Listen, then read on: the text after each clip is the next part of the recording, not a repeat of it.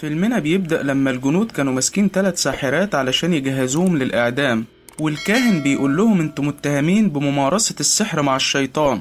وبعدين القائد بيقول للجنود نفذوا الحكم، فبيرموا الساحرات من فوق الجسر واحدة ورا التانية وهم معلقين بحبل. وبعدين الجنود بينزلوا الجثث بتاعتهم في المية ويسيبوها، فالكاهن بيقول للقائد لازم نطلع الجثث ونصلي عليهم من كتاب سليمان. والقائد بيرد عليه هم كده اتشنقوا وماتوا. بيجي الليل والكاهن بيروح يسحب جثتين من المية، وهو بيصلي عليهم واحدة فيهم جسمها بيتحرك، فالكاهن بيكمل صلاة لحد ما يسكتها. وهو بيسحب الجثة الأخيرة الحبل بيتشد والكاهن بيقع في المية، وإيد الجثة بتفضل تشد فيه لكنه بيقدر يجري لحد ما يوصل للكتاب ويلاقي الجثة قصاده وهي بتولع في الكتاب وتشنق الكاهن. بعد فترة الجيوش الصليبية بتفضل تحارب البلاد اللي حواليها، فبيمن بياخد زميله فيلسون ويخرجوا من جيش الصليبيين. وبعد ما بيمن وزميله بيروحوا المدينة بيلاقوا الناس اللي هناك بتتألم من المرض، وواحد بيقول لهم ده بسبب الطاعون اللي انتشر في البلد كلها. فبيمن وزميله لسه هيخرجوا من المدينة، الجنود بتهجم عليهم وبيفضلوا يضربوا في بعض لحد ما بيمن وفيلسون بيستسلموا، والجنود بتوديهم الكنيسة علشان يقابلوا الكاهن الكبير، واللي بيقول لهم الساحرة السوداء هي اللي جلبت علينا لعنة الطاعون، والحل اننا نوديها لدير سبراك لان الرهبان اللي هناك معاهم اخر نسخة من كتاب سليمان، وهو الوحيد اللي يقدر يدمر قوة السحر وينهي الطاعون. احنا عايزينكم تودوا الساحرة للدير.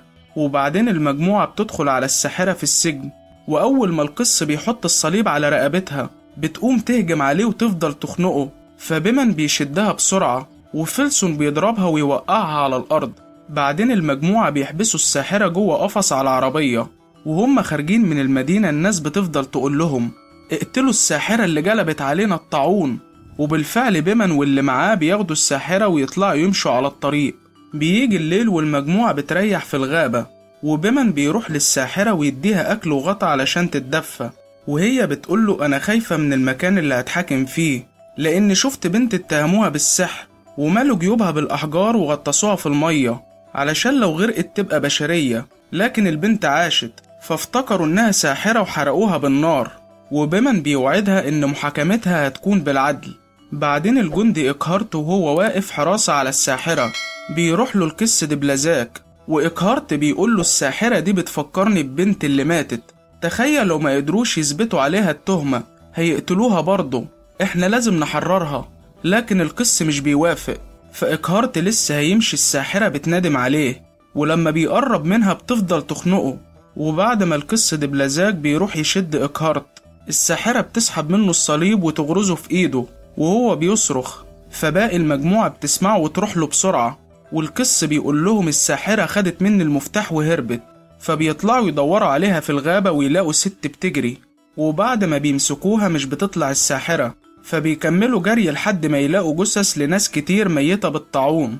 وبعدين إكهارت بيسمع بنته ميلا اللي ماتت بتنادم عليه، فبيفضل يمشي ورا الصوت لحد ما يلاقي واحدة وهو مفكرها بنته ولسه هيحضنها. بيطلع زميله قاي اللي بيغز إكهارت بالسيف من غير ما يقصد، وإكهارت بيشوف صورة ميلا قصاده وبعدين بيموت، فقاي بيفضل يبكي عليه ويقول لباقي المجموعة ده كان مفكرني بنته لآخر لحظة.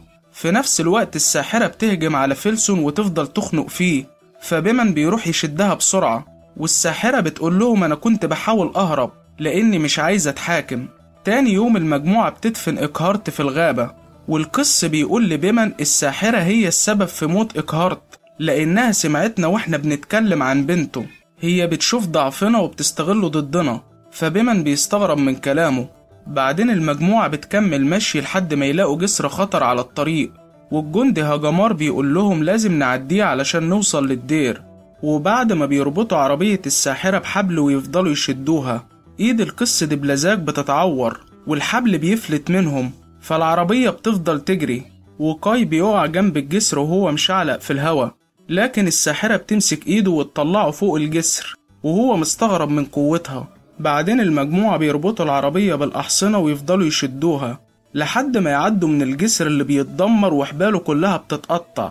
وبعد ما المجموعة بتكمل مشي بيلاقوا الضباب مال المكان، فبيريحوا في الغابة، وهاجمار لسه هيقتل الساحرة. بيمن بيندم عليه، وهجمار بيقوله لازم نموت الساحرة لأنها خطر علينا، لكن بيمن مش بيوافق. في نفس الوقت المجموعة بتسمع أصوات غريبة، وفجأة بيلاقوا ذئاب محوطينهم من كل اتجاه. وبعدين الساحرة بتدي إشارة للذئاب اللي بتهجم على المجموعة، وبيدخلوا في معركة مع بعض. وبعد ما المجموعة بتطلع تجري، الذئاب بتجري وراهم لحد ما يوقعها هجمار، ويفضلوا ياكلوا في جسمه لحد ما يموت. ولما المجموعة بتعرف إنهم مش هيقدروا يساعدوه، بيكملوا في طريقهم. وفجأة بيمن بينزل من الحصان ولسه يقتل الساحرة بالسهم. القس بيقف قصاده وهو بيقوله لازم نوصلها للدير وتتحاكم علشان ننهي الطاعون. وبيمن بيرد عليه 2 ماتوا مننا والدور على الباقي، وبيزق القس دبلزاك ويوقعه على الأرض. وبعدين بيمن بيلاقي فيلسون واقف قصاده وهو بيقوله كلام القس مظبوط، احنا وصلنا لسبراخ خلاص. فالمجموعة بتكمل ماشي لحد ما يوصلوا للدير، وبعد ما بيدخلوا جواه بيلاقوا الرهبان ميتين بسبب الطاعون اللي اتملك من جسمهم. فالقس دبلزاك بيفضل يصلي ويلاقي راهب لسه عايش، وهو بيشاور له على كتاب سليمان اللي فيه الطقوس والصلوات اللي بيها هيقدروا يحاربوا قوى الشر. وبعد ما المجموعة بتروح للساحرة ومعاهم الكتاب، القس دبلزاك بيرمي عليها مياه مقدسة، وهو بيقول لها أنا الموكل من قبل الرب، وانت متهمة بإنك المسؤولة عن لعنة الطاعون. والساحرة بترد عليه أنا خدعتكم كلكم علشان تجيبوني هنا. فالقس بيعرف إن جواها روح شريرة، وبيفضل يقرأ عليها الطقوس من الكتاب لحد ما شكلها بيتغير لشبح. والقفص اللي محبوسة فيه بيفضل يطلع نار لحد ما الحديد بيسيح، والساحرة بتخرج منه وتفضل تضرب بيمن وفيلسون. وبعدين بتقرب من القس دبلزاك اللي بيرمي عليها مياه مقدسة وبيكمل قراية في الطقوس. فالساحرة بتفرد جناحاتها وتفضل تطير في الجو لحد ما تختفي. وبعدين المجموعة بتدخل جوه الدير، وبيمن بيقول لهم الشيطان خدعنا وخلانا نفتكر ان البنت ساحرة علشان نجيبها للدير، وهو مستحوذ عليها بغرض انه يوصل للكتاب، واي حد وقف في طريقه كان بيقتله. زي إقهارت لما حاول يحرر الساحرة خلى قاي يقتله بالغلط، ولما هجمار حاول يخلص على الساحرة خلى الذئاب تموته. بعدين المجموعة بتلاقي راهب ميت على مكتبه وحواليه ورق من الكتاب. فالقس دبلزاك بيقول لهم الرهبان كانت بتنسخ كتاب سليمان علشان ينشروه في العالم كله. في نفس الوقت روح شريرة بتدخل في جسم الراهب اللي ميت، وفجأة المجموعة بيسمعوا صوت بيقول لهم أنا بشكركم علشان جبتوني هنا، ودلوقتي هاتوا الكتاب. ولما بيبصوا فوق بيلاقوه الشيطان. وبعد ما القس بيطلع الكتاب ويفضل يقراه، الشيطان بيتوتر ويفضل يكسر في المكان. وفجأة الرهبان اللي كانت ميتة بتقوم تهجم على المجموعة، وهم شكلهم متغير لأرواح شريرة. وبيمن بيعرف إنهم بيموتوا لما تقطع رؤوسهم، فبيفضل يضربهم هو والمجموعة، لكن الرهبان عددها بيزيد، وواحد فيهم بيغز فيلسون بخنجر في ظهره. في نفس الوقت القس دبلزاك وهو بيقرأ الكتاب بيجي الشيطان ويفصل رقبته عن جسمه، ولسه هياخد الكتاب بيمن بيشده من قدامه. فالشيطان بيفضل يخنق بيمن وهو بيقول له انت ما تعرفش الكتاب ده سبب لي مشاكل قد ايه طول السنين اللي فاتت، انا دمرت جميع النسخ بتاعته وده الاخير.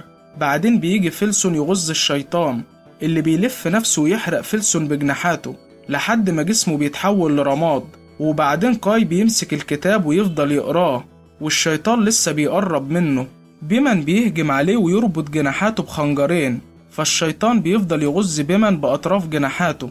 في نفس الوقت قاي بيكمل قراية في الكتاب، والشيطان بيفضل يتحرق لحد ما يختفي، والبنت اللي كانت ملبوسة بتنزل على الأرض وترجع طبيعية. في آخر مشهد في الفيلم مش بيفضل من المجموعة غير قاي اللي بيدفن زمايله اللي ماتوا، وبعدين قاي بياخد البنت ويمشي وكتاب سليمان معاه. وبكده يكون فيلمنا انتهى. لو عجبك الفيديو اعمل لايك واشتراك واكتب لي رأيك في كومنت. اشوفكم على خير، سلامات.